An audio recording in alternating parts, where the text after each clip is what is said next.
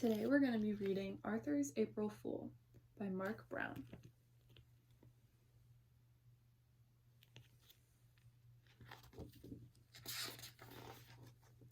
It was the last day of March. The joke shop was full of people getting ready for April Fool's Day.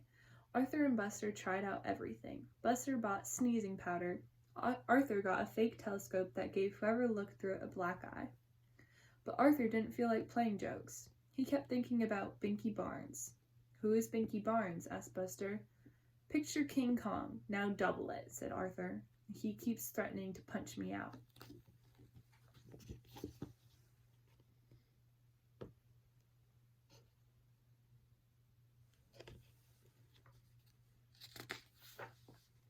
The next day, Arthur was practicing his magic tricks with Buster and Francine for the April Fool's assembly. "Hey, Shrimp!" a giant shadow covered them. "I'll show you a trick," said Binky Barnes. He grabbed Arthur's favorite pen and put it in his pocket. "Now you see it, now you don't," said Binky. "Hey, watch it," said Arthur, trying to look brave. "Why don't you make me?" said Binky, and walked away. "Pick on someone your own size," said Francine. "Like Godzilla."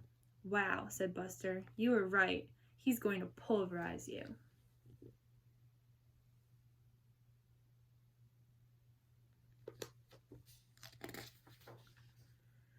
That night at dinner, Arthur hardly ate anything. He didn't finish his cheeseburger. He didn't even want any chocolate cream pie. "What's the matter with Arthur?" asked his father. "He's worried about getting pulverized," said D.W. "Maybe he's been watching too many outer space movies," said his mother.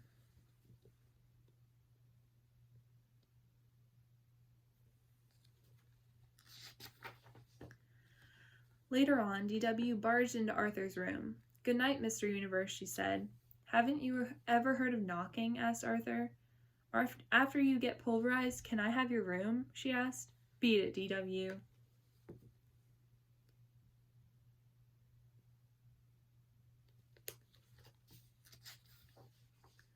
When Arthur finally fell asleep, he had nightmares.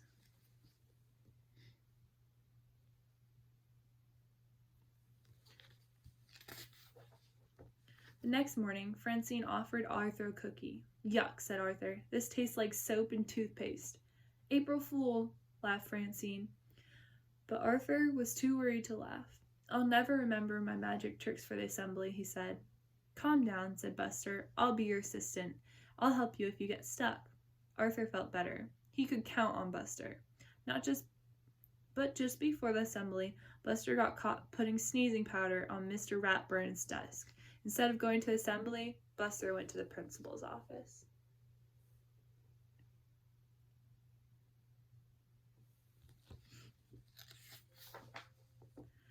"I'll blow it out for sure without Buster," thought Arthur. He walked into the auditorium. Who was sitting in the front row? Binky Barnes. This was going to be even worse than he thought. Arthur worried while Mr. Ratburn read people's minds. He worried while Francine and Muffy did shadow tricks. He worried while the chorus sang that old black magic. Finally, it was his turn.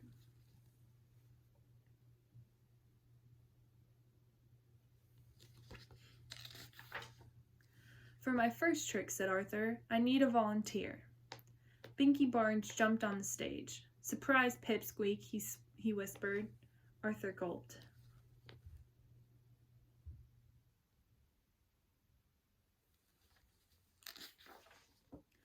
Arthur asked Binky Barnes to tear up a sheet of paper and put it in the magic hat. He said the magic words and waved his magic wand to make the paper whole again. But rabbits came out instead. Everyone laughed. Arthur took a bow. By mistake, flowers fell out of his sleeve. Binky Barnes laughed harder than anyone.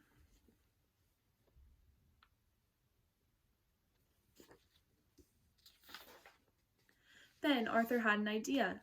He winked at Francine. "For my next trick, I will saw this young man in half." Binky stopped laughing and took a step back. "My saw, please," said Arthur.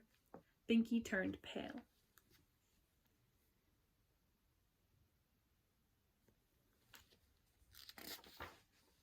"And now, the bucket to collect the blood."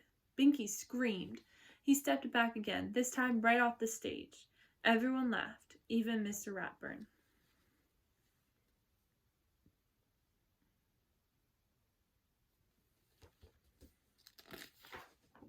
After the assembly, Arthur stopped Binky in the hall.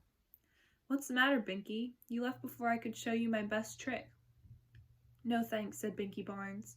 "Are you sure? It lets you see things you've never really seen before," said Arthur. "Really?" said Binky.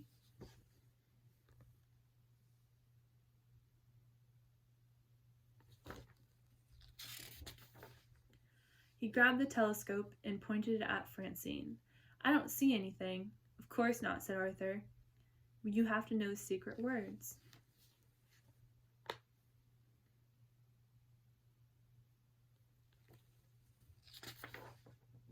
"Tell me," said Binky. "I can't," Arthur explained. "They're so secret I have to write them down backwards. Do you have a pen?" "Sure. Here," said Binky. Arthur wrote the words. "Now go home, hold the paper up to the mirror, and you'll be able to read the secret words." "Thanks, twerp," said Binky as he ran out the door.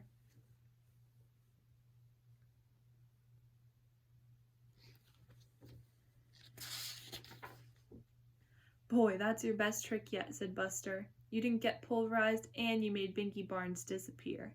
"What did you write?" asked Francine.